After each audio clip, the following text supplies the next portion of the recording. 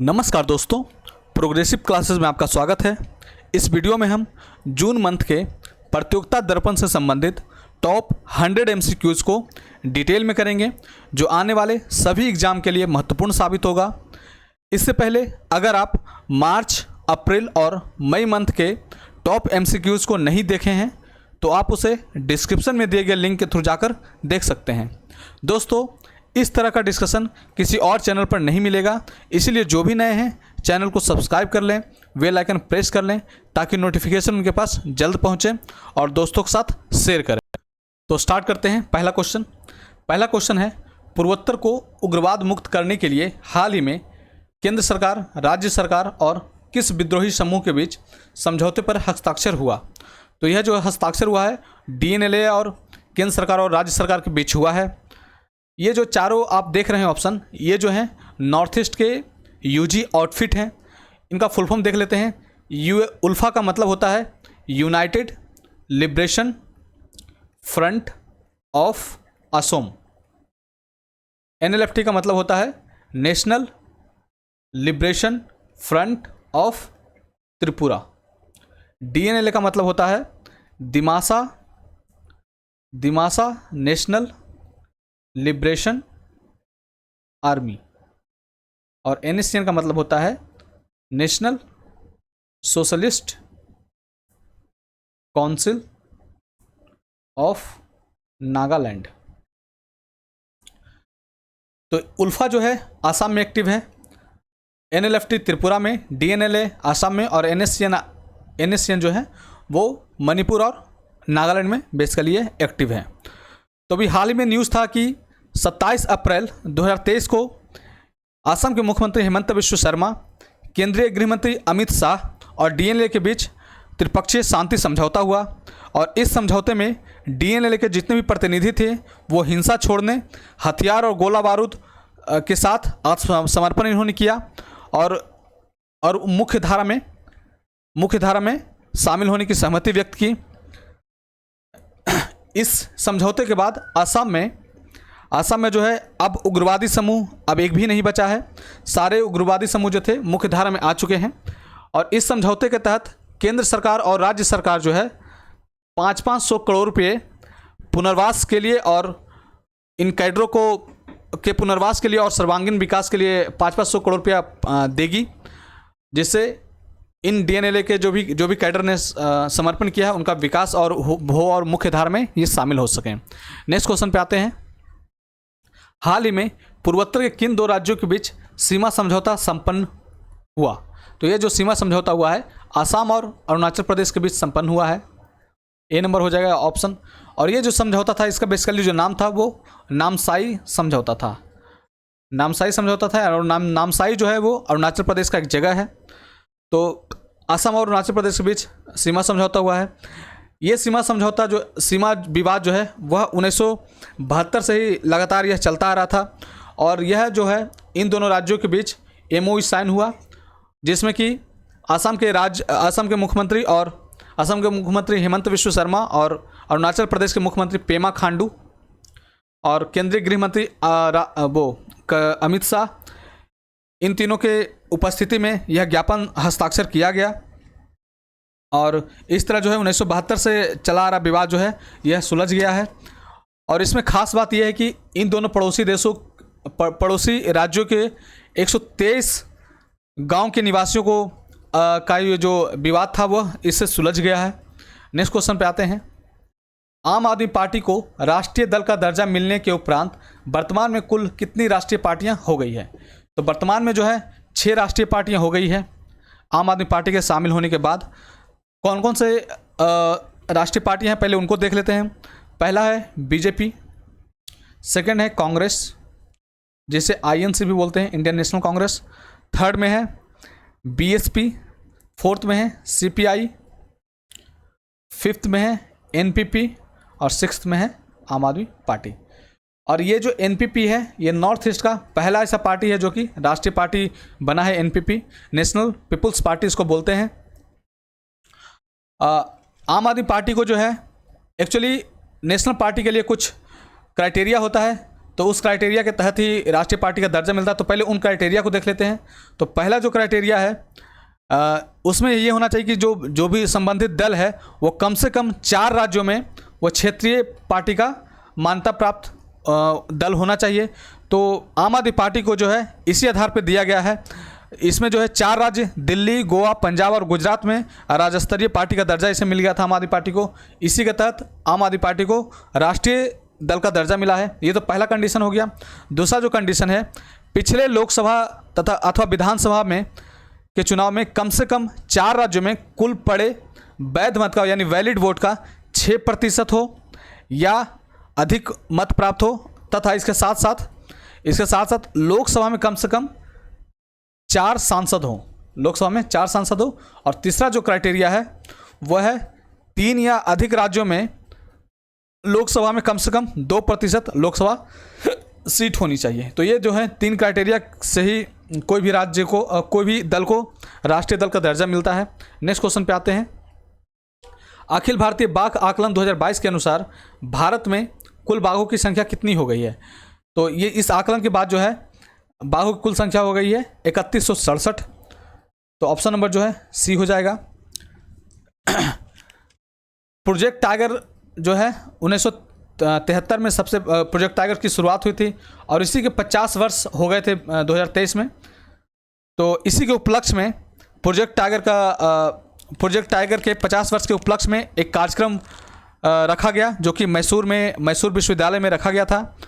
और इसी में जो है अखिल भारतीय बाघ अनुमान की रिपोर्ट प्रधानमंत्री मोदी ने जारी की, जो कि यह पाँचवीं चक्र की रिपोर्ट थी।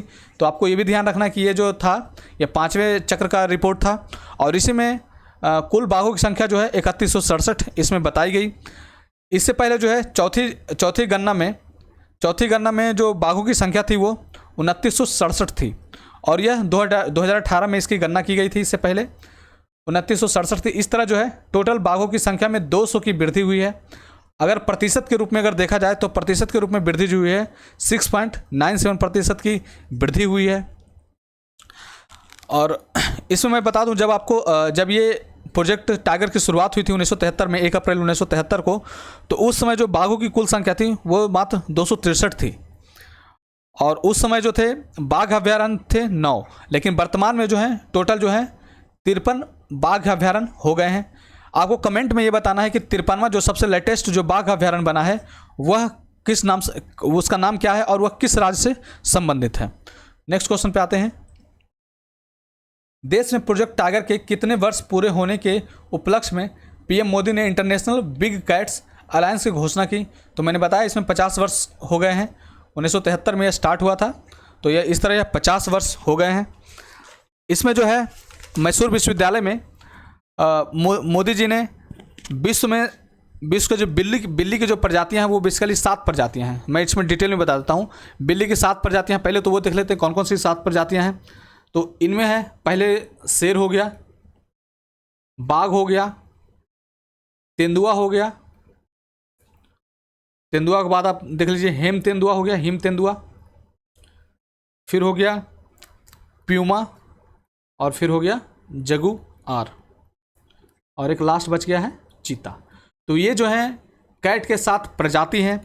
तो इनके संरक्षण और सुरक्षा को ध्यान में रखते हुए प्रधानमंत्री मोदी जी ने इंटरनेशनल बिग कैट्स अलायंस की घोषणा की है और ये जो है 50 वर्ष के उपलक्ष्य में ही इन्होंने किया था।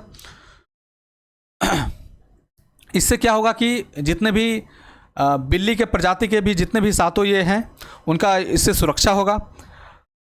इसमें मैं कुछ आपको डेटा बताना चाह रहा हूँ कि भारत में जो है कुल भूमि आप जानते हैं कि 2.4% है, लेकिन जैव विविधता जो है भारत में वो लगभग 8% है। तो आप इसका डिफ्रेंशिएट देख सकते हैं कि मात्र 2.4% जो विश्व की भूमि भारत के पास है, लेकिन जैव विविधता के मामले में भारत जो है धनी है, 8% है। और मोदी जी ने इस बात को इसमें कोट किया था और इसमें कुछ और भी बातें मोदी जी ने बताई थी, जिसमें कि 30,000 हाथी जो है दुनिया में है पाए जाते हैं और इंडिया में जो है एक सींग वाला गैंडा सबसे ज़्यादा जो है भारत में है, जिसकी संख्या लगभग 3,000 है एक सींग वाले गैंडों की संख्या। और एशियाई शेरों के मामले में दुनिया का एकमात्र देश भारत है। जिसकी आबादी 2015 में जो थी, शेर की जो आबादी थी वो 525 थी, जबकि 2020 में यह बढ़कर हो गई है 675। तो इन सब को भी आप ध्यान में रखिएगा। नेक्स्ट क्वेश्चन पे आते हैं। हाल ही में नामीबिया से लाए गए किस मादा चीता ने 4 शावकों को जन्म दिया है? तो उस शावक का जो नाम उस मादा का जो नाम है सियाया है। कई बार ये क्वेश्चन है इस तरह का, बीपीएससी खास करके इस टाइप के क्वेश्चन को लाइक करता है, तो कभी कभी पूछ देता है। आपको पता होगा कि नामीबिया से पहले जो है 8 चीते लाए गए थे नामीबिया से, फिर बाद में दक्षिण अफ्रीका से 12 चीते लाए गए थे, और इन सबको जो है कूनो नेशनल पार्क में रखा गया था। और कूनो नेशनल पार्क कहाँ है? एमपी में इसको रखा गया था। और यहीं पे सियाया नाम की मादा चीता ने 4 शावकों को जन्म दिया है। भारत सरकार जो है 1952 में ही इस प्रजाति को लुप्त घोषित कर दिया था। उसके बाद यह पहली बार है जब चीतों के पुनर्वास के लिए कार्यक्रम शुरू किया गया है, जिसमें कि 8 चीते जो है नामीबिया से लाया गया और 12 चीते दक्षिण अफ्रीका से लाया गया है। हालांकि हाल ही में कुछ चीतों की मौत भी हो गई है, तो ये दुखद बात है। नेक्स्ट क्वेश्चन को देखते हैं। 26 अप्रैल 2023 को छत्तीसगढ़ के किस जिले में नक्सली विस्फोट में 10 डीआरजी के जवान मारे गए? तो ये जो है दंतेवाड़ा डिस्ट्रिक्ट में मारे गए हैं 10 डीआरजी के जवान। और यह जो दुर्घटना हुआ है 26 अप्रैल को हुआ है। डीआरजी के जवान जो थे वो नक्सल विरोधी अभियान करके लौट रहे थे। उसी बीच में 40 किलोग्राम का विस्फोटक आईडी इस्तेमाल किया गया था इसमें, 40 किलोग्राम का, और इससे जो है 10 फुट गहरा गड्ढा बन गया था। और ये जो विस्फोट है पिछले 2 वर्षों में सबसे बड़ा सुरक्षा बलों पर नक्सली हमला सबसे बड़ा बताया गया है। नेक्स्ट क्वेश्चन को देखते हैं। बीसीसीआई के हाल के निर्णय के बाद रणजी ट्रॉफी विजेता टीम को कितनी धनराशि देने की घोषणा की गई है? तो इसमें जो है 5 करोड़ धनराशि देने की घोषणा की गई है। तो ऑप्शन नंबर जो है बी सही हो जाएगा। इसमें हम थोड़ा डिटेल देख लेते हैं। अभी हाल ही में बीसीसीआई ने घरेलू टूर्नामेंट्स जितने भी हैं उसके राशि में वृद्धि की है, और पुरुषों के टूर्नामेंट में पुरस्कार में वृद्धि जो है 60 से 300% तक इसमें वृद्धि की गई है, और महिला क्रिकेटरों के टूर्नामेंट्स में 700% से भी अधिक की वृद्धि की गई है। तो इसी संदर्भ में रणजी ट्रॉफी में पहले जो है विजेता टीम को मिलता था 2 करोड़ रुपया पहले मिलता था, और उप विजेता को मिलता था 1 करोड़। लेकिन अब जो है विजेता टीम को अब जो है 5 करोड़ मिलेगा, और उप विजेता टीम को जो है 3 करोड़ राशि दी जाएगी। तो इसको आप ध्यान रखिएगा, रणजी ट्रॉफी में यह किया गया है। नेक्स्ट क्वेश्चन को देखते हैं। हाल ही में बीसीसीआई ने 2022-23 के लिए किन 3 महिला खिलाड़ी को ए श्रेणी में अनुबंधित किया है? तो इसमें 3 खिलाड़ी को अनुबंधित किया है। अच्छा, 3 मैंने लिख ही दिया था, सॉरी। ये 3 खिलाड़ी को अनुबंधित किया है, और वो तीनों खिलाड़ी कौन कौन है पहले उनका नाम देख लेते हैं। हरमनप्रीत कौर हैं एक, तो हरमनप्रीत कौर, सेकंड है स्मृति मंधाना, और थर्ड जो है दीप्ति शर्मा है। बीसीसीआई ने 2022-23 के लिए 3 खिलाड़ियों को ए श्रेणी में रखा है, जबकि बी श्रेणी में 5 खिलाड़ी को रखा गया है, और सी श्रेणी में 9 खिलाड़ी को रखा गया है। तो इसको भी आप ध्यान रखेंगे। दोस्तों, आप चैनल को सब्सक्राइब करें और दोस्तों के साथ जितना हो सके शेयर करें और हमें सपोर्ट करें। नेक्स्ट क्वेश्चन को देखते हैं। हाल ही में चीन द्वारा अरुणाचल प्रदेश के कितने स्थलों को तिब्बती भाषा में नामकरण करने के मामले में भारत ने कड़ी प्रतिक्रिया दी है? तो इसमें जो है चीन ने 11 स्थलों को तिब्बती भाषा में नामकरण किया था, जिसके बाद भारत सरकार ने कड़ी प्रतिक्रिया दर्ज की है। चीन जो है आए दिन ही ऐसा कुछ करता रहता है। तो इसमें जो है हमारे एग्ज़ाम के लिए क्या इंपॉर्टेंट हो सकता है उसको हम लोग देख लेते हैं। तो 11 नाम स्थल में जो है 2 जो है भूमि क्षेत्र का नाम चेंज किया था, और 2 जो है आवासीय क्षेत्र का किया था, 5 जो है पर्वतीय क्षेत्र का किया था, और 2 जो है नदी का इसमें नाम चेंज किया था। तो हमें टोटल ध्यान रखना कि 11 स्थलों का नाम जो है तिब्बती भाषा में नामकरण किया था अरुणाचल प्रदेश के। नेक्स्ट क्वेश्चन को देखते हैं। नामसाई घोषणा पत्र किन 2 राज्यों के बीच सीमा विवाद के समाधान से संबंधित है। तो मैंने इसको ये क्वेश्चन पहले मैंने बता दिया था, आसाम और अरुणाचल प्रदेश से संबंधित है। तो ऑप्शन नंबर जो है सी सही हो जाएगा। नेक्स्ट क्वेश्चन को देखते हैं। हाल ही में यूरोप के किस देश ने अपने अंतिम 3 परमाणु संयंत्र भी बंद कर दिए हैं? तो ऐसा करने वाला जो देश है जर्मनी है। जर्मनी ने अपने लास्ट 3 परमाणु संयंत्र को भी बंद कर दिया है। यह जो है विगत 6 दशक से परमाणु युग के अंत करने की दिशा में यह जर्मनी ऐसा सोच रहा था। और 2011 में जापान में फुकुशिमा में दुर्घटना हुआ था, जिसके बाद विकिरण फैलने की आशंका के बावजूद के आशंकाओं ने समूचे विश्व को भयभीत कर दिया था। इसके बाद ही जर्मनी ने अपने लास्ट जो 3 बचे हुए परमाणु संयंत्र थे उसको बंद करने का घोषणा किया है। और जर्मनी ने अब खुद को 2035 तक रिन्यूएबल एनर्जी पर अपना ये शिफ्ट कर रहा है। 2035 तक ये अपने आप को शिफ्ट करेगा रिन्यूएबल एनर्जी पर। नेक्स्ट क्वेश्चन को देखते हैं। रूसी सीमा से सटा किस नॉर्डिक देश नाटो का 31वां सदस्य बना है? तो नाटो का जो 31वां सदस्य बना है वो फिनलैंड बना है। तो ऑप्शन नंबर जो है सी सही हो जाएगा। पहले हम देख लेते हैं नाटो क्या है। तो नाटो का जो फुल फॉर्म होता है नॉर्थ अटलांटिक ट्रीटी ऑर्गेनाइजेशन। और इसकी जो स्थापना हुई थी वो हुई थी 4 अप्रैल 1949 को इसकी स्थापना हुई थी। और इसका जो मुख्यालय है वो है ब्रुसेल्स में इसका मुख्यालय है, जो कि बेल्जियम में है। और इसके जो करंट में जो महासचिव हैं उनका नाम है, इसको भी ध्यान रखिएगा, ये भी पूछा जा सकता है, जेंस स्टोल्टेनबर्ग। तो ये तो हो गया नाटो के बारे में बेसिक जानकारी। अब ये जो है फिनलैंड जो है 31वां सदस्य बना है। और 30वां जो सदस्य बना था वो बना था नॉर्थ मैसिडोनिया बना था। तो इसको भी आप याद रखिएगा।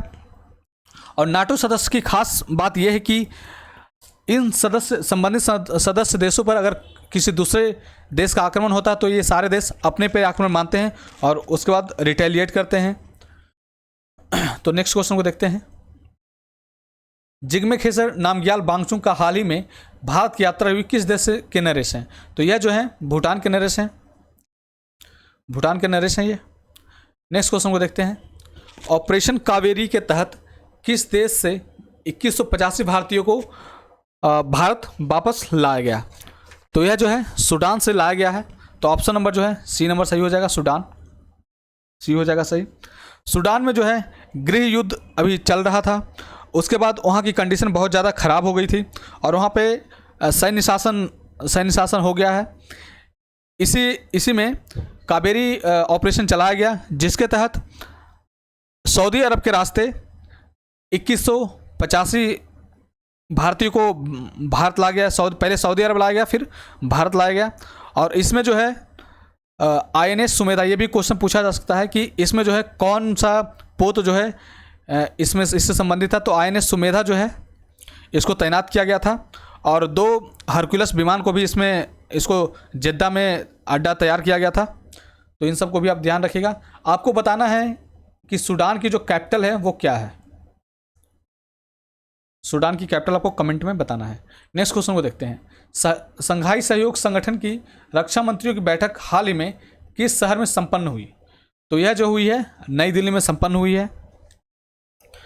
SCO को पहले देख लेते हैं। SCO देश में कौन कौन से देश आते हैं? तो SCO में आते हैं, पहले देख लीजिए, चीन आते हैं, रूस आता है, कजाकिस्तान आता है, किर्गिस्तान आता है, तजाकिस्तान आता है, उज्बेकिस्तान आता है, भारत आता है और पाकिस्तान आता है। पाकिस्तान के जो रक्षा मंत्री थे ये वर्चुअल मोड में इसमें शामिल हुए थे और भारत के रक्षा मंत्री राजनाथ सिंह इसकी अध्यक्षता इन्होंने की थी। तो नेक्स्ट क्वेश्चन को देखते हैं। निम्न में से कौन सा देश भारत का सबसे बड़ा व्यापारिक भागीदार देश है? तो भारत का सबसे बड़ा व्यापारिक भागीदार देश कौन है? तो वह जो है अमेरिका है। सी नंबर हो जाएगा आंसर, अमेरिका है। और सेकंड नंबर पे जो है चाइना का नंबर आता है, जो कि सेकंड भागीदार देश है चाइना।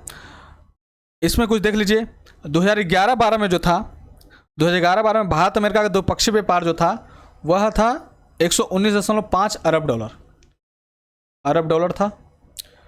और यही जो है बढ़कर 2022-23 में यह हो गया है 128 अरब डॉलर। और सेकेंड नंबर पे जो है चाइना है। नेक्स्ट क्वेश्चन को देखते हैं। क्वेश्चन है, हाल ही में जारी लॉजिस्टिक निष्पादन इंडेक्स में भारत का स्थान क्या रहा है? तो इसमें जो भारत का स्थान 38वां रहा था। ये लॉजिस्टिक इंडेक्स जो है, इसका जो रिपोर्ट जारी करता है वो विश्व बैंक जारी करता है, हर एक साल जारी करता है। और इसमें जो शीर्ष स्थान मिला है वो मिला है सिंगापुर को मिला है। और इंडिया को जो है 139 देशों में 38वां रैंक इसमें प्राप्त हुआ है। और लॉजिस्टिक के मामले में बेहतर प्रदर्शन के लिए मोदी सरकार ने प्रधानमंत्री गति शक्ति का घोषणा भी किया था, तो इससे इसमें इजाफा हुआ इसकी रैंकिंग में। नेक्स्ट क्वेश्चन को देखते हैं। अच्छा, एक चीज़ देख लीजिए कि भारत को जो रैंकिंग मिली है 38 मिली है, तो इसका जो है पॉइंट कितना था? तो ये जो इसका जो पॉइंट बना था 3.4 पॉइंट बना था इसका। नेक्स्ट क्वेश्चन को देखते हैं। वर्ष 2022-23 के दौरान भारत का कौन सा क्षेत्र से सर्वाधिक निर्यात किया गया? तो सर्वाधिक निर्यात जो किया गया है वो इंजीनियरिंग गुड्स से किया गया है। Engineering goods C number answer हो जाएगा। निर्यात के मामले में इंजीनियरिंग गुड्स से किया गया था। और सेकेंड नंबर पे जो सबसे ज़्यादा निर्यात किया गया है वो पेट्रोलियम उत्पाद से किया गया है।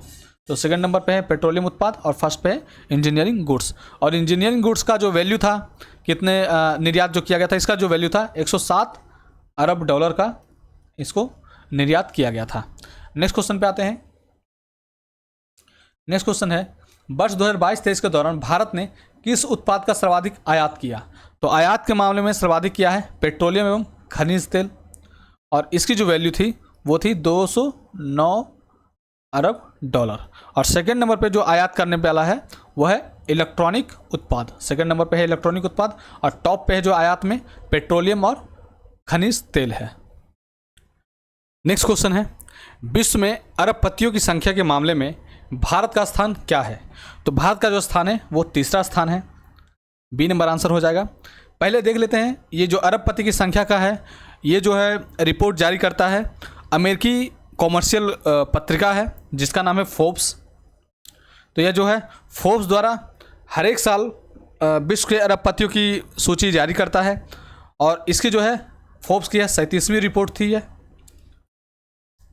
इसमें जो है टोटल विश्व में जो है टोटल अरबपतियों की संख्या बताई गई है 2640 बताई गई, जिसमें से जो है यूएसए में सबसे ज़्यादा अरबपति हैं जिसकी संख्या है 735। फिर सेकेंड नंबर पे हैं चाइना में जो है इसकी संख्या है 495। और थर्ड नंबर पे जो है इंडिया है। और इंडिया में जो है टोटल जो है 166 अरबपति, 169 अरबपति इसमें शामिल हैं।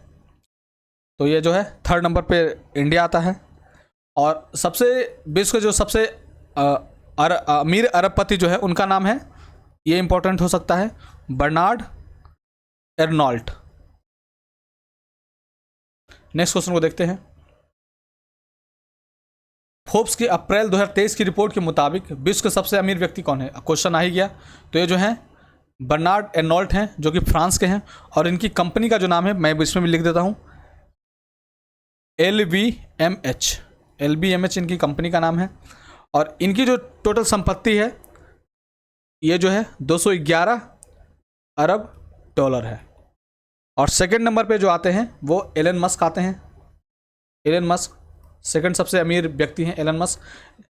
और ये जो है एलन मस्क जो है वो टेस्ला के संस्थापक हैं, टेस्ला के मालिक हैं और स्पेसएक्स के मालिक हैं, और अब तो है ट्विटर के भी ये मालिक हो गए हैं।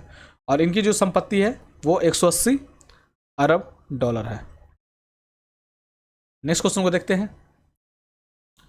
संयुक्त राष्ट्र जनसंख्या कोष की वर्ष 2023 की विश्व जनसंख्या रिपोर्ट के अनुसार भारत की जनसंख्या अब कितनी हो गई है? तो भारत की जो जनसंख्या हो गई है वो 142.86 करोड़ हो गई है। तो ऑप्शन नंबर जो है सी सही होगा। यह जो रिपोर्ट है ये संयुक्त राष्ट्र द्वारा जारी किया है। इसका जो शॉर्ट फॉर्म है कई बार ये भी दे सकता है, इसकी जगह आपको दे देगा संयुक्त राष्ट्र जनसंख्या कोष की जगह दे देगा UN population fund, United national population fund. तो ये भी आप दे सकता है, तो इसको भी आप ध्यान रखिएगा, कंफ्यूज नहीं होना इससे। हाँ, तो इसमें देख लेते हैं कि ये जो अभी हाल ही में जो रिपोर्ट आई है उसके तहत चाइना से जो है हमारी जो आबादी हो गई है इंडिया की 29 लाख जो है पॉपुलेशन जो है अधिक हो गई है, और हमारा 142.86 करोड़ है, जबकि चाइना की हो गई है 142.57 करोड़। और ऐसा अनुमान लगाया गया है कि 2050 तक भारत की जो जनसंख्या है 167 करोड़ जनसंख्या हो जाएगी, और जबकि चाइना की जो जनसंख्या हो जाएगी वो हो जाएगी 131 करोड़। तो मतलब उसमें चाइना के जनसंख्या में गिरावट होगी, जबकि इंडिया की जनसंख्या में बढ़ोतरी होगी, और 2050 तक 167 करोड़ जनसंख्या हो सकती है। इसमें आप एक चीज़ ऐड कर लीजिएगा कि विश्व की जो लाइफ एक्सपेक्टेंसी है वो जो है 2019 में थी, 2019 के रिपोर्ट के अनुसार थी 72.8%, 72.8 ईयर्स। इसको आप ध्यान रखिएगा। नेक्स्ट क्वेश्चन पे आते हैं। कौन सा देश विश्व में सबसे बड़ा हरित रेलवे नेटवर्क बन गया है? तो यह जो है इंडिया बन गया है, ऑप्शन नंबर सी हो जाएगा सही। विश्व का सबसे बड़ा हरित रेलवे नेटवर्क बन गया है इंडिया। नेक्स्ट क्वेश्चन को देखते हैं। हाल ही में चर्चा में रहा सेपा का पूरा नाम क्या है? सेपा का पूरा नाम क्या है? तो इसका फुल फॉर्म है कॉम्प्रिहेंसिव इकोनॉमिक पार्टनरशिप एग्रीमेंट, यह है इसका नाम फुल फॉर्म। तो ऑप्शन नंबर ए जो है सही हो जाएगा। और यह जो है द्विपक्षीय व्यापार समझौता जो है यह भारत और UAE के बीच यह किया गया है, और इस समझौते के लागू होने का 1 वर्ष पूरा हो गया है, जो कि 1 मई 2023 को यह 1 वर्ष पूरा हो गया है। और इन दोनों देशों के बीच व्यापार के लिए विकास इंजन इसे कहा जा रहा है, विकास इंजन, क्योंकि इसके समझौता होने के बाद दोनों में जो है व्यापार जो है बहुत बढ़ा है। नेक्स्ट क्वेश्चन को देखते हैं। नेक्स्ट क्वेश्चन है उड़ान का पूरा नाम क्या है? इजी क्वेश्चन है ये। उड़े देश का आम नागरिक, ए नंबर इसका आंसर हो जाएगा। इसमें जो है छोटे शहरों के भी आम आदमी जो हैं वो सस्ते और लाभदायक हवाई यात्रा इसमें उपलब्ध कराने की योजना की गई है, का नाम दिया गया है। और यह जो योजना है यह 2016 में इसकी शुरुआत की गई थी, और 5वां चरण है इसका, जो 5वां चरण जो है 2023 में इसको शुरू किया गया है। नेक्स्ट क्वेश्चन को देखते हैं। हाल ही में उद्योग व्यापार जगत के संगठन एसोचैम के नए अध्यक्ष कौन बने हैं? तो उद्योग व्यापार जगत का सबसे बड़ा संगठन होता है एसोचैम, और एसोचैम के जो हाल ही में अध्यक्ष बने हैं वो अजय सिंह बने हैं। तो ऑप्शन नंबर जो है बी हो जाएगा सही। वह जो है इस संगठन के सीनियर वाइस प्रेसिडेंट के पद पर थे, और इन्होंने रिन्यू पावर के प्रबंध निदेशक सुमंत सिन्हा का स्थान इन्होंने लिया है। नेक्स्ट क्वेश्चन को देखते हैं। परमाणु ऊर्जा आयोग के नए अध्यक्ष कौन बनाए गए हैं? तो परमाणु ऊर्जा आयोग के नए अध्यक्ष जो बनाए गए हैं AK मोहंती बनाए गए हैं, AK मोहंती, और ये जो है KN व्यास का जगह इन्होंने लिया है। नेक्स्ट क्वेश्चन को देखते हैं। चमोली देवी जैन पत्रकारिता पुरस्कार 2022-23 से किसे प्रदान किया गया है? तो यह जो है धन्य राजेंद्रन को प्रदान किया गया है, और ये जो है धन्य राजेंद्रन जो है ये बेसिकली न्यूज़ मिनट्स के संस्थापक हैं, और यह जो है पत्रकारिता के क्षेत्र में दिया जाता है। स्वतंत्रता आंदोलन के दौरान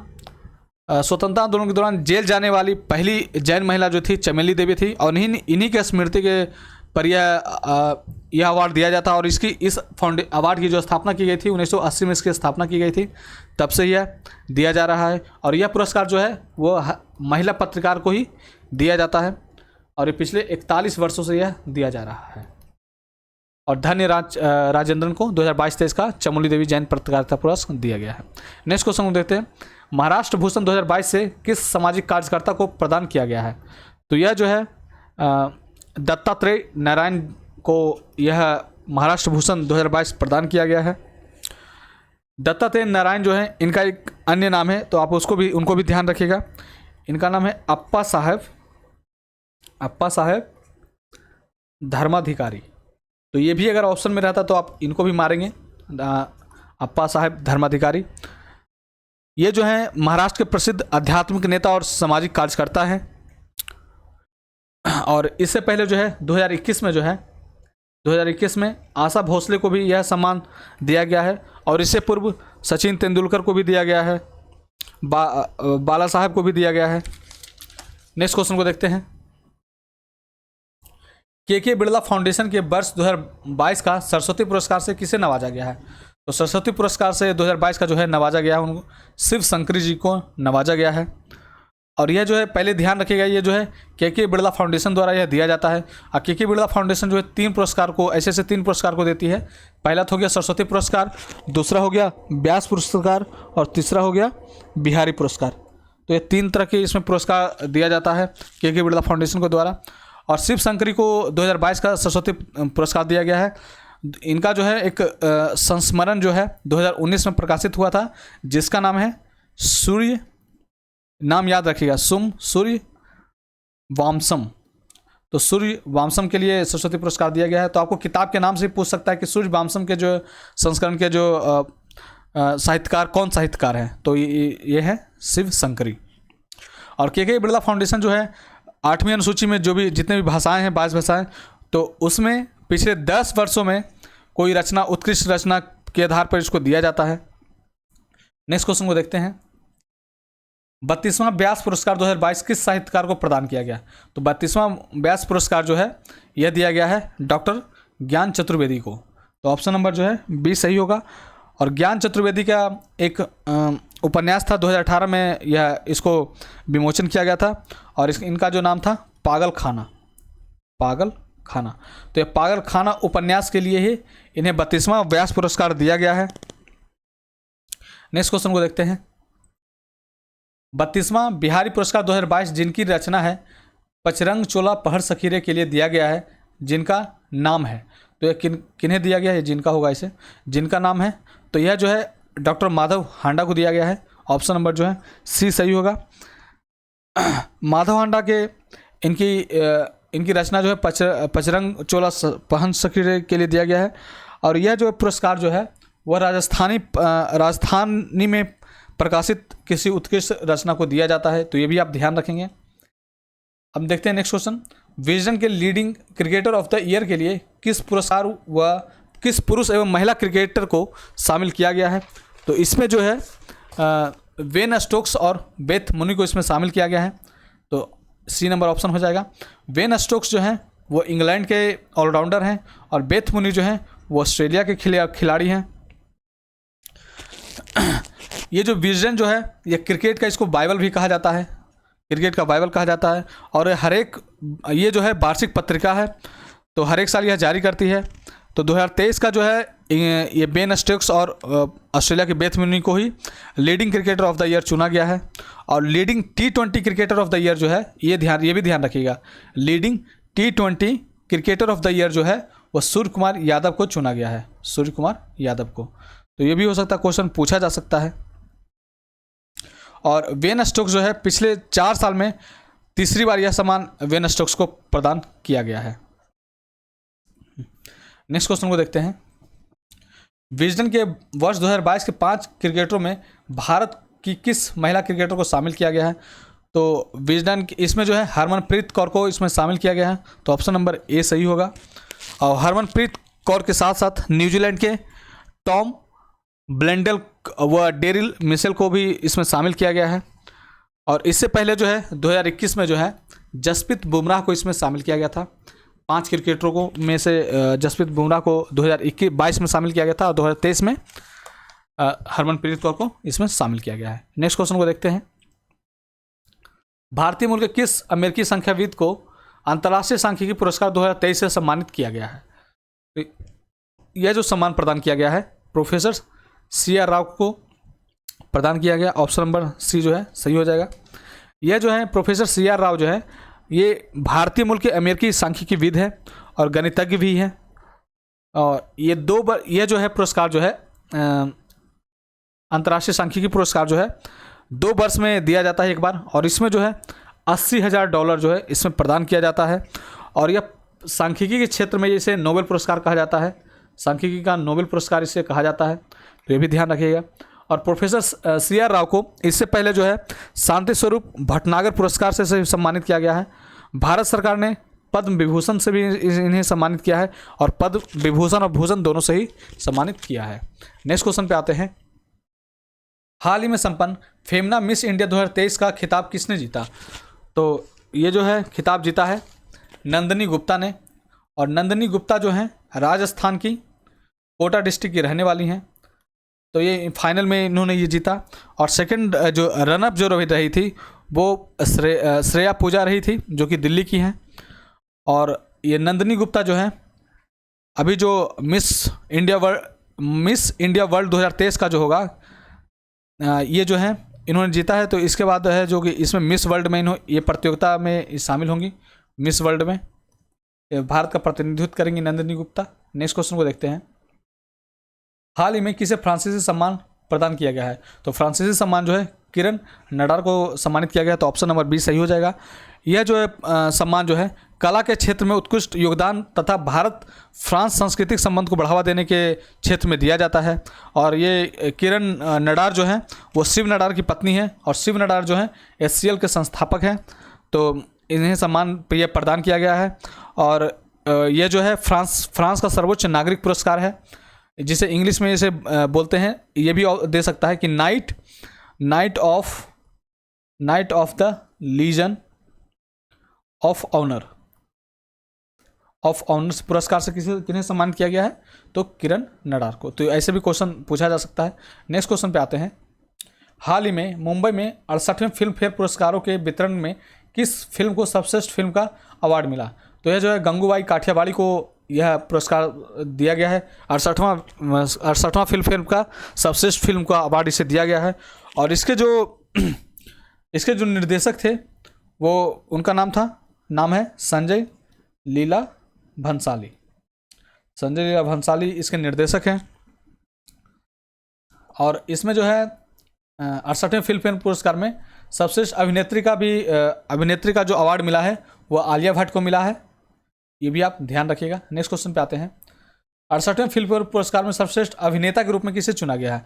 तो अभिनेता के रूप में सर्वश्रेष्ठ अभिनेता जो है वो राजकुमार राव को चुना गया है। और इनकी जो मूवी थी बधाई दो, तो बधाई दो के अभिनय के लिए इन्हें सर्वश्रेष्ठ अभिनेता का अवार्ड इन्हें मिला है।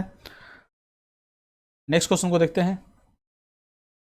हाल ही में पंजाब के पूर्व मुख्यमंत्री का निधन हो गया है, किस पार्टी के संस्थापक थे? तो ये जो थे शिरोमणि अकाली दल के संस्थापक थे। सी नंबर आंसर हो जाएगा। और ये जो इनका जो नाम था प्रकाश सिंह बादल नाम है, प्रकाश सिंह बादल। और प्रकाश सिंह बादल जो है ये इनकी मृत्यु 95 वर्ष में हुई है और मोहाली में इनका निधन हुआ है। और 1970 से 2017 तक ये 5 बार पंजाब के मुख्यमंत्री रहे हैं और कुछ समय के लिए केंद्र में कृषि मंत्री भी रहे हैं। इन्हें जो है पहले पद्म विभूषण से भी सम्मानित किया गया था, पद्म विभूषण से। लेकिन जब किसान आंदोलन हुआ था तो उसके समर्थन में अपना पद्म विभूषण जो है इन्होंने लौटा दिया था। नेक्स्ट क्वेश्चन को देखते हैं। तारिक फतेह जो भारत के प्रति उदारवादी रुख रखते थे, जिनका हाल ही में निधन हो गया है, किस देश के मूल नागरिक थे? तो तारिक फतेह जो थे बेसिकली वो पाकिस्तान मूल के नागरिक थे, लेकिन वो जो थे पाकिस्तानी मूल के कनेडियाई लेखक थे। वो कनाडा में कि उन्होंने नागरिकता ले रखी थी, तो वो पाकिस्तान मूल के तो ज़रूर थे लेकिन कनाडा में वो रहते थे। और इनका एक काफ़ी फेमस लाइन था, वो मैं बता देता हूँ। वो अपने आप को पाकिस्तान में पैदा हुए भारतीय तथा इस्लाम में पैदा हुए एक पंजाबी अपने आप को ये कहते थे और भारत के प्रति जो है उदारवादी ये रुख रखते थे। नेक्स्ट क्वेश्चन को देखते हैं। विश्व होम्योपैथी दिवस किस तिथि को मनाया जाता है? तो विश्व होम्योपैथी दिवस जो है वो 7 अप्रैल को मनाया जाता है। ऑप्शन नंबर सी है। आपको कमेंट में बताना है कि ये जो होम्योपैथी जो है, होम्योपैथी के जो जनक हैं किन्हें कहा जाता है, कमेंट में आपको बताना है। नेक्स्ट क्वेश्चन को देखते हैं। हाल ही में बाबा साहब भीमराव अम्बेडकर की 132वीं जयंती किस तिथि को मनाया गया? तो यह जो है 14 अप्रैल को मनाया गया है। ऑप्शन नंबर सी हो जाएगा इसका सही आंसर। नेक्स्ट क्वेश्चन को देखते हैं। विक्ट्री सिटी के लेखक कौन है? विक्ट्री सिटी के जो लेखक हैं वो सलमान रुश्दी हैं। सलमान रुश्दी हैं। आपको बताना है सूटेबल बॉय के लेखक कौन है, इसको भी आप कमेंट में आप बताइए। नेक्स्ट क्वेश्चन को देखते हैं। खाद्य प्रसंस्करण उद्योग मंत्रालय द्वारा हाल ही में 2 दिवसीय मिलेट मेला का आयोजन कहाँ किया गया? तो ये 2 दिवसीय मिलेट मेला का जो आयोजन किया गया है वो जोधपुर में किया गया है। भारत के कहने पे यूनाइटेड नेशन ने 2023 को मिलेट वर्ष के रूप में मनाने की घोषणा की है। तो और ये जो 2 दिवसीय मेला का आयोजन हुआ था वो जोधपुर में हुआ था। आपको बता दें कि राजस्थान में जो है मिलेट्स का सबसे ज़्यादा उत्पादन होता है और लगभग यह 16% का उत्पादन जो है भारत में राजस्थान करता है मिलेट्स का, तो इसको ध्यान रखिएगा। नेक्स्ट क्वेश्चन को देखते हैं। अप्रैल 21-22 को किस शहर में वैश्विक बौद्ध शिखर सम्मेलन का आयोजन किया गया है? तो यह जो किया गया है नई दिल्ली में यह किया गया। ऑप्शन नंबर ए सही हो जाएगा। और यह आयोजन जो है केंद्रीय संस्कृति मंत्रालय के प्रावधान में किया गया है, तत्वाधान में किया गया है। और इसमें जो है संपूर्ण विश्व के बौद्ध धर्म के लगभग 170 से अधिक प्रतिनिधि इसमें शामिल हुए थे। और प्रधानमंत्री मोदी जो है विश्व को आगे तभी बढ़ेगा उसके लिए इन्होंने 3 वर्ड का यूज किया था, जिसका मैं लिख देता हूँ। एक दिया था परियक्ति, दूसरा दिया था परिपति और तीसरा दिया था पटिवेद। तो ये 3 वर्ड का यूज किया था। इसका इंग्लिश देख रहे तो ज़्यादा इजी रहेगा। परियक्ति का मतलब दिया था थ्योरी, परिपति का इंग्लिश होता है प्रैक्टिस और पटिवेद का मतलब होता है रियलाइजेशन। तो इन 3 बिंदुओं पर जो है भारत इन तीनों बिंदुओं को अपनाकर जो है आगे बढ़ सकता है तेजी से। नेक्स्ट क्वेश्चन को देखते हैं। 1 अप्रैल को सीबीआई की स्थापना की कौन सी जयंती मनाई गई? तो यह जो है हीरक जयंती मनाई गई है। सीबीआई की जो स्थापना हुई थी 1 अप्रैल 1963 को हुई थी। तो इसके 60 वर्ष पूर्ण हो गए हैं। तो 60 वर्ष के पूर्ण उपलक्ष्य में हीरक जयंती के उपलक्ष्य में जो है यह मनाई गई है। और यह जो है दिल्ली के विज्ञान भवन में इसका आयोजन किया गया था। नेक्स्ट क्वेश्चन को देखते हैं। कोप इंडिया 2023 भारत और किस देश की वायु सेनाओं के बीच हाल ही में संपन्न हुआ? तो कोप इंडिया 2023 जो है भारत और अमेरिका के बीच यह संपन्न हुआ है। ऑप्शन नंबर बी सही हो जाएगा। और यह जो है वायुसेना का द्विपक्षीय प्रशिक्षण अभ्यास है। और यह पश्चिम बंगाल का एक जगह है कलाईकुंडा जो है एक जगह है वेस्ट बंगाल में। तो यहीं पे यह अभ्यास यह संपन्न हुआ।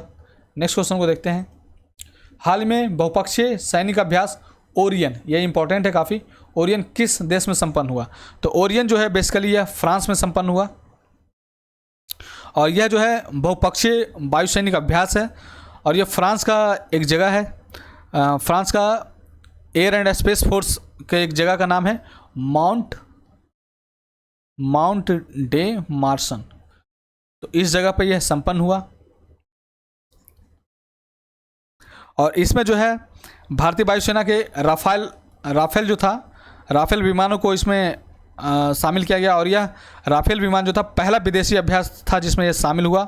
और राफेल लड़ाकू विमान उड़ाने वाली जो थी वो पहली महिला पायलट शिवांगी सिंह ने इस अभ्यास में हिस्सा लिया, शिवांगी सिंह।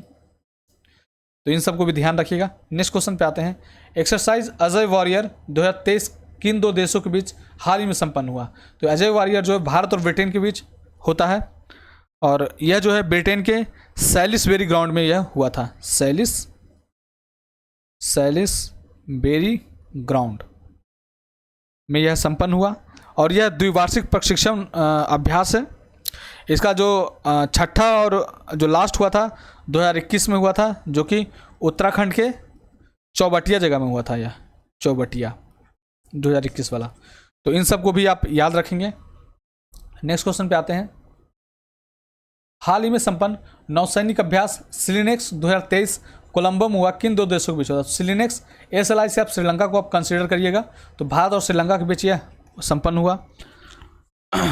और इसमें जो है भारतीय वायुसेना के 4 सुखोई विमान इसमें शामिल हुए थे। नेक्स्ट क्वेश्चन को देखते हैं। पुरुषों की सीनियर राष्ट्रीय चैंपियनशिप संतोष ट्रॉफी 2022-23 की विजेता टीम कौन है? तो इसकी जो विजेता टीम है वो है कर्नाटका। ऑप्शन नंबर ए सही हो जाएगा। और फाइनल में जो है कर्नाटका ने मेघालय को हराया, 3-2 से हराया था मेघालय को और कर्नाटक जीता। कर्नाटक ने 5वीं बार यह खिताब जीता है। यह जो संतोष ट्रॉफी है 5वीं बार कर्नाटक ने जीता है। और इसके टूर्नामेंट ऑफ द मतलब सब टूर्नामेंट का सर्वश्रेष्ठ खिलाड़ी जो रहे रॉबिन यादव रहे हैं, सॉरी रॉबिन यादव। तो इन सबको भी आप याद रखिएगा। नेक्स्ट क्वेश्चन पे आते हैं। हाल ही में फ्रांस में संपन्न ओरलियांस मास्टर्स टूर्नामेंट 2023 का एकल खिताब विजेता कौन बना? तो यह जो बने प्रियांशु रजावत बने हैं, और इन्होंने जो है डेनमार्क के मैग्नस जोहानसन को फाइनल में हराया था। तो इसको आप याद रखिएगा। नेक्स्ट क्वेश्चन को देखते हैं। हाल ही में संपन्न स्पेन मास्टर्स बैडमिंटन टूर्नामेंट की महिला उपविजेता कौन बनी? तो महिला उपविजेता जो बनी है पीवी सिंधु बनी है। ऑप्शन नंबर जो है ए सही हो जाएगा, पीवी सिंधु ने बनी है। और पीवी सिंधु को जो है इंडोनेशिया की ग्रेगोरिया मारिस्का ने इन्हें हराया था। नेक्स्ट क्वेश्चन को देखते हैं। एशियाई बैडमिंटन चैंपियनशिप 2023 में पुरुषों की किस जोड़ी ने 58 वर्ष बाद जीता? तो एशियाई बैडमिंटन चैंपियनशिप कौन जीता? तो सात्विक रैंकी और चिराग शेट्टी ने जीता। 58 साल के बाद जीता है। 1965 में दिनेश खन्ना जो थे, दिनेश खन्ना, इन्होंने लखनऊ में एशिया चैंपियनशिप का पुरुष एकल खिताब जीता था। उसके बाद जो है चिराग शेट्टी और सात्विक रैंकी की जोड़ी ने जीतकर 58 वर्षों बाद इतिहास रच दिया है। नेक्स्ट क्वेश्चन को देखिए। हाल ही में फीडे के नए शतरंज विश्व चैंपियन अप्रैल 2023 में कौन बना? तो ये जो है डिंग लिरेन बने हैं, और ये जो है नाम से पता चल सकता है ये जो है ये चाइना के हैं। आप कंफ्यूज मत होइए, मैक्सन कार्लसन जो है वो अब रहे, मतलब अब टॉप पे नहीं रहे। अब विश्व चैंपियनशिप जो शतरंज के हैं वो डिंग लिरेन बन गए हैं जो कि चाइना के हैं। नेक्स्ट क्वेश्चन को देखते हैं। इंटरनेशनल शूटिंग स्पोर्ट्स फेडरेशन यानी ISSF द्वारा आयोजित विश्व कप निशानेबाजी में भारत का स्थान क्या रहा? तो ISSF द्वारा जो है विश्व कप निशानेबाजी का आयोजन भोपाल में किया गया। पहली बात तो ये देख लीजिए, भोपाल में किया गया। और टॉप पे जो रहा है वो चाइना रहा है, और सेकंड नंबर पे जो रहा है इंडिया रहा है। तो भारत का स्थान जो है दूसरा है। और इसमें जो है चाइना को 8 स्वर्ण पदक मिला था, 2 रजत मिला था और 2 कांस्य मिला था। और भारत को जो है 1 स्वर्ण मिला था, 1 रजत मिला था और 5 कांस्य पदक मिला था। और एकमात्र जो स्वर्ण पदक मिला था वो सरबजोत सिंह को पुरुषों में 10 मीटर एयर राइफल में इनको, एयर पिस्टल में इनको स्वर्ण पदक ये जीते थे। नेक्स्ट क्वेश्चन को देखते हैं। हैदराबाद में CSIR नेशनल जियोफिजिकल री इंस्टीट्यूट के वैज्ञानिक ने अप्रैल 2023 में किस जनपद में लाइट रेयर एलिमेंट्स REE के मौजूदगी का पता लगाया है? तो यह जो है अनंतपुर में है। इसका आंसर अनंतपुर हो जाएगा। आंसर ए हो जाएगा। ये जो लाइट रेयर एलिमेंट्स जो हैं उसके अंतर्गत कौन कौन से आते हैं? तो लिथियम आता है, सेरियम आता है, इस तरह के जिरकोनियम आता है। और इनका उपयोग जो किया जाता है इलेक्ट्रॉनिक उपकरण में किया जाता है और चिकित्सा में भी किया जाता है। नेक्स्ट क्वेश्चन को देखते हैं। किस केंद्रीय सार्वजनिक क्षेत्र उद्यम निगम को 10 अप्रैल 2023 को मिनरल श्रेणी 1 का स्तर प्रदान किया गया? तो यह जो है solar energy corporation of India limited को यह प्रदान किया गया है। इसको आप शॉर्ट में SECI भी बोल सकते हैं। तो ऑप्शन नंबर जो है ए आंसर सही हो जाएगा। और solar energy corporation of India limited जो है भारत सरकार के नवीन और नवीकरणीय ऊर्जा मंत्रालय की एक कंपनी है, जिसे राष्ट्रीय सौर मिशन के कार्यान्वयन की सुविधा के लिए 2011 में इसको स्थापना किया गया था। 2011 में इसकी स्थापना की गई थी। और यह जो है एकमात्र केंद्रीय सार्वजनिक क्षेत्र का उपक्रम है जो सौर ऊर्जा क्षेत्र को समर्पित है। नेक्स्ट क्वेश्चन को देखते हैं। भारत की पहली semi high speed regional rail सेवा को राष्ट्रीय राजधानी क्षेत्र परिवहन निगम ने क्या नाम दिया है? तो इसका जो नाम दिया है रैपिड एक्स दिया है। तो ऑप्शन नंबर ए हो जाएगा सही। नेक्स्ट क्वेश्चन को देखते हैं। भारतीय चुनाव आयोग ने चिराग पासवान की अध्यक्षता वाली किस पार्टी को नागालैंड में राज्य पार्टी के रूप में मान्यता अप्रैल 2023 में प्रदान की है? तो यह जो है लोक जनशक्ति पार्टी रामविलास। तो ऑप्शन नंबर डी इसका सही हो जाएगा। ये जो है चिराग पासवान जो हैं वो जम्मू के सांसद हैं और इन्हीं के नेतृत्व वाली नागालैंड विधानसभा में इसने 2 सीटें जीती थी और 8 निर्वाचन क्षेत्र में यह उप विजेता रही थी, 8 में। और ये जो है नागालैंड वाले विधानसभा क्षेत्र में, विधानसभा में ये 8.6% इन्होंने वोट हासिल किया था। तो ये बड़ी बात है। दोस्तों आप चैनल को सब्सक्राइब कीजिए और दोस्तों के साथ शेयर कीजिए। नेक्स्ट क्वेश्चन को देखते हैं। स्वायत्त लैंडिंग मिशन यानी RLV लैक्स के तहत 2 अप्रैल 2023 को सफलतापूर्वक परीक्षण कहाँ से किया गया है? तो यह जो है चित्रदुर्ग से परीक्षण यह किया गया है। और चित्रदुर्ग जो कहाँ है? यह कर्नाटक में है। यह टेस्ट कर्नाटक के चित्रदुर्ग के एरोनॉटिकल टेस्टिंग रेंज में किया गया है। इसरो के मुताबिक यह शुरुआती टेस्ट था।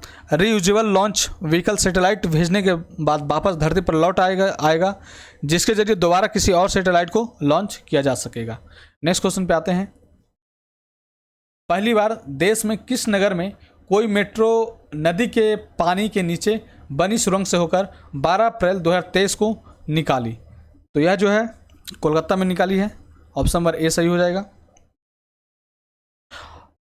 यह सुरंग हुगली नदी तल से 13 मीटर और ज़मीनी स्तर से लगभग 33 मीटर नीचे है। सुरंग को पार करने के लिए करीब 45 सेकंड का समय लगता है। यह सुरंग पूर्वी हिस्से में साल्ट लेक सेक्टर 5 को कवर करते हुए पश्चिम से हावड़ा मैदान तक नदी के किनारे तक यह जाती है। नेक्स्ट क्वेश्चन को देखते हैं।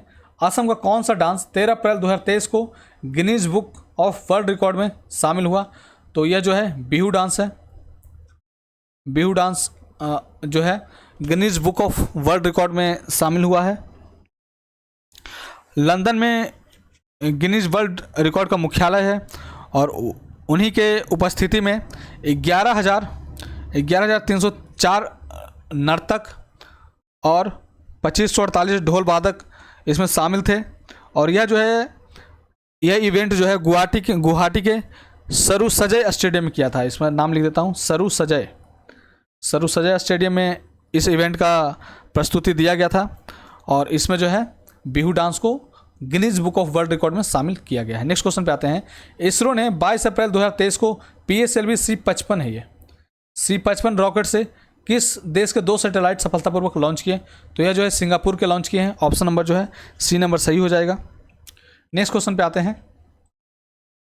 भारत सरकार के विद्युत मंत्रालय के अधीन किन एक महारत्न कॉरपोरेशन को ग्रीन ऑर्गेनाइजेशन ने ग्लोबल गोल्ड पुरस्कार से सम्मानित किया है? तो यह जो है PGCIL को सम्मानित किया है। ऑप्शन नंबर ए सही हो जाएगा, PGCIL। नेक्स्ट क्वेश्चन पे आते हैं। ICC ने अक्टूबर-नवंबर 2023 में भारत की मेजबानी में होने वाले एक दिवसीय क्रिकेट विश्व कप के लिए आधिकारिक लोगो जारी किया है जिसमें क्रिकेट वर्ल्ड कप को किस रूप में दर्शाया गया है? तो इसे जो है नवरस के रूप में दर्शाया गया है। नवरस मतलब हो गया कि 9 रसों की संख्या जो है 9 है, तो इसी को दर्शाया गया है। तो इसमें जो कौन कौन से शामिल हैं बताता हूँ। 9 रस में कौन कौन से आते हैं? तो खुशी आता है, शक्ति आता है, दर्द आता है, सम्मान होता है, गर्व, बहादुरी, महिमा, आश्चर्य और जुनून की जैसी भावनाएं इसमें शामिल होती है। और ये सभी भावनाएं जो है क्रिकेट विश्व कप में के दौरान देखने को मिलती है, इसलिए इसे नवरस रखा गया है। नेक्स्ट क्वेश्चन को देखते हैं। अमेरिका ने फिलीपींस के साथ अब तक का सबसे बड़ा सैन्य अभ्यास किस नाम से दक्षिण चीन सागर में अप्रैल 2023 में किया? तो यह जो है बालिकतन युद्धाभ्यास किया है। तो ऑप्शन नंबर ए जो है सही हो जाएगा। और फिलीपींस और अमेरिका का हर वर्ष बालिकतन नाम के से साझा सैन्य अभ्यास करते हैं। पिछले वर्ष कोरोना वायरस महामारी के दौरान इसे रद्द कर दिया गया था। इस युद्धाभ्यास में है अमेरिका के 700 सैनिक और फिलीपींस के 1300 सैनिकों ने इसमें भाग लिया था। नेक्स्ट क्वेश्चन को देखते हैं। बांग्लादेश के 22वें राष्ट्रपति के रूप में किसने अप्रैल 2023 को शपथ ली? तो मोहम्मद शहाबुद्दीन जो है इन्होंने शपथ ली है।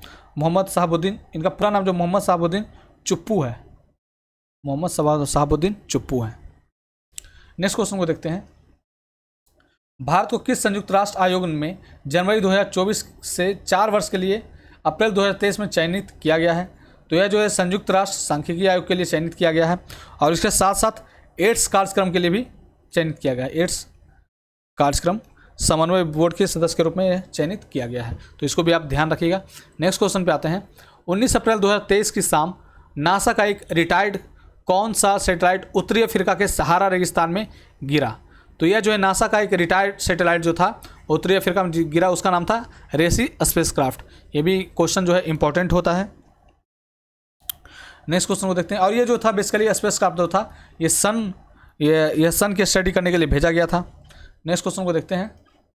2 दिवसीय यूरोपीय संघ भारत विमान शिखर सम्मेलन अप्रैल 2023 में कहाँ संपन्न हुआ? तो यह जो संपन्न हुआ है नई दिल्ली में संपन्न हुआ है। ऑप्शन नंबर जो है सी सही हो जाएगा।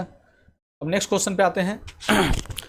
नेक्स्ट क्वेश्चन है हरियाली की दीवार परियोजना निम्नलिखित में से कौन से राज्य या संघ शासित क्षेत्र से सम्मिलित है? ऑप्शन दे रखा है राजस्थान, गुजरात, हरियाणा और दिल्ली। तो यह जो है बेसिकली चारों में ही से संबंधित है, राजस्थान, गुजरात, हरियाणा और दिल्ली, चारों से ही। नेक्स्ट क्वेश्चन पे आते हैं।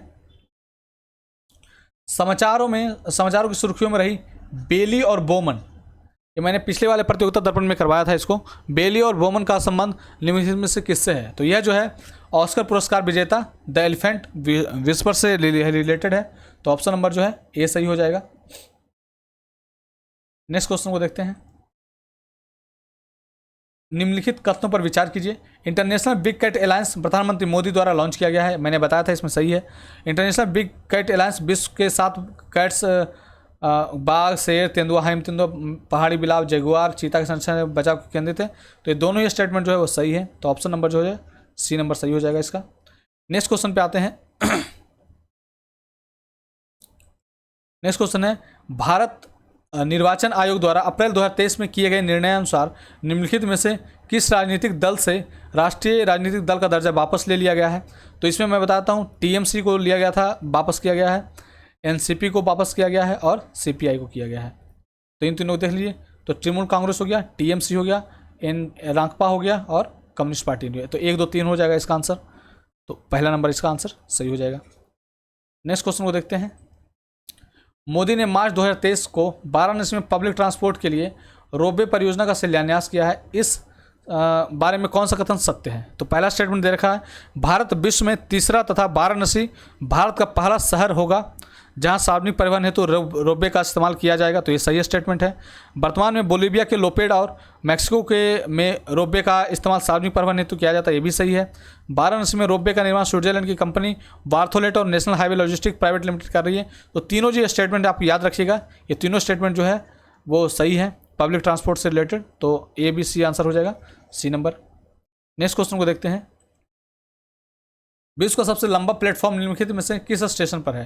तो यह जो है श्री सिद्धरूढ़ा स्वामी जी हुबली कर्नाटका में है। तो ऑप्शन नंबर जो है बी सही हो जाएगा। नेक्स्ट क्वेश्चन पे आते हैं।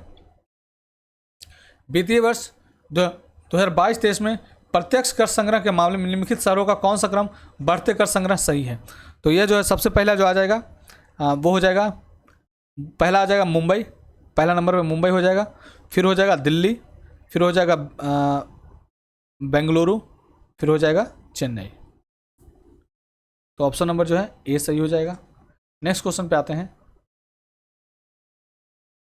हालिया दिनों में भारत में दुग्ध और दुग्ध उत्पादों के 2 प्रमुख ब्रांड अमूल और नंदनी के बीच विवाद उत्पन्न हो गया।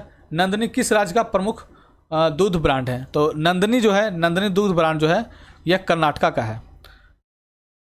तो इसमें हुआ क्या था, बेसिकली जो अमूल ब्रांड जो थी वहाँ पे अपना ब्रांचेज खोल रही थी कर्नाटका में, तो वहाँ के लोगों ने भारी विरोध किया। तो यह जो है कर्नाटका से संबंधित है नंदनी, ये ध्यान रखिएगा। नेक्स्ट क्वेश्चन पे आते हैं। प्रवर्तन निदेशालय द्वारा निम्नलिखित में से किसके विरुद्ध एक केस पंजीकृत किया गया है? तो ईडी द्वारा जो है हाल ही में बीबीसी पर केस, इसके विरुद्ध जो है केस रजिस्टर्ड किया गया है। तो ऑप्शन नंबर ए सही हो जाएगा। नेक्स्ट क्वेश्चन पे आते हैं। निफ्टी 50 सूचकांक में सर्वाधिक भारांश जो है निम्नलिखित में किस कंपनी का है? तो अब इससे वेल नोन क्वेश्चन है, यह रिलायंस इंडस्ट्रीज का ही होगा। तो ऑप्शन नंबर बी जो है इसका सही हो जाएगा। नेक्स्ट क्वेश्चन को देखते हैं।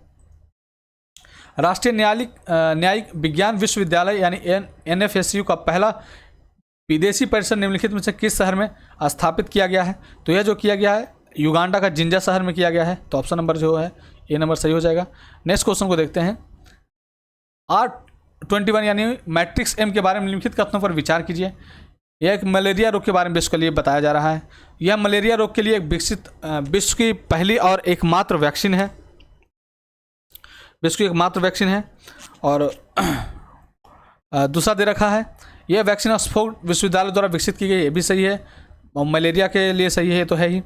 और फिर दे रखा है इसका निर्माण जो है सीरम इंस्टीट्यूट ऑफ इंडिया द्वारा किया जा रहा है।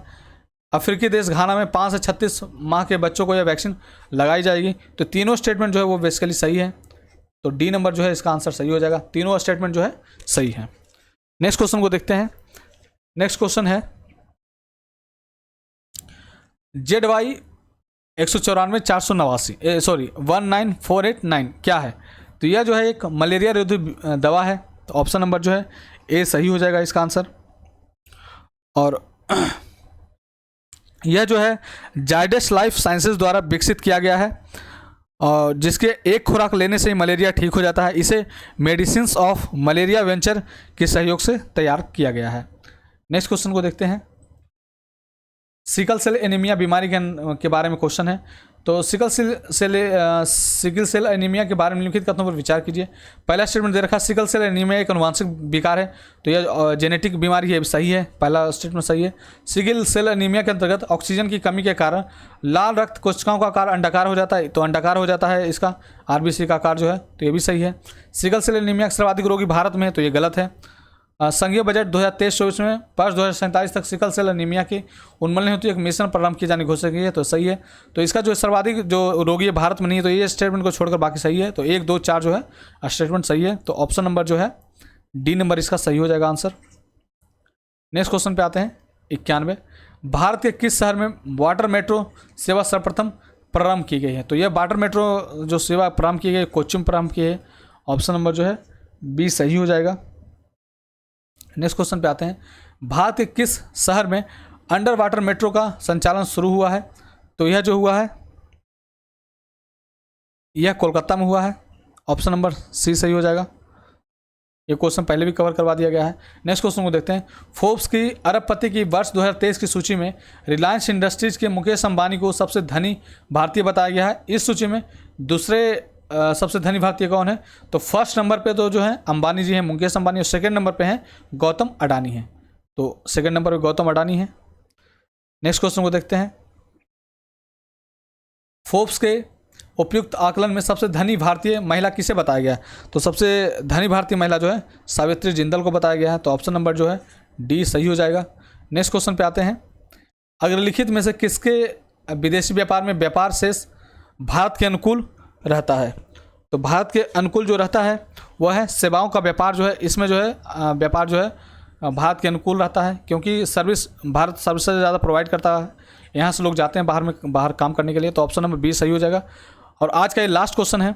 भारत की नई विदेश नीति व्यापार नीति 2023 में 2030 तक भारत के कुल निर्यात कितने प्राप्त करने का लक्ष्य है? तो नई विदेशी व्यापार नीति 2023 के तहत 2030 तक जो है 2000 अरब डॉलर जो है टोटल निर्यात प्राप्त करने का लक्ष्य रखा गया है। तो ऑप्शन नंबर सी इसका सही हो जाएगा। तो धन्यवाद दोस्तों, आप हमारे चैनल को सपोर्ट करें।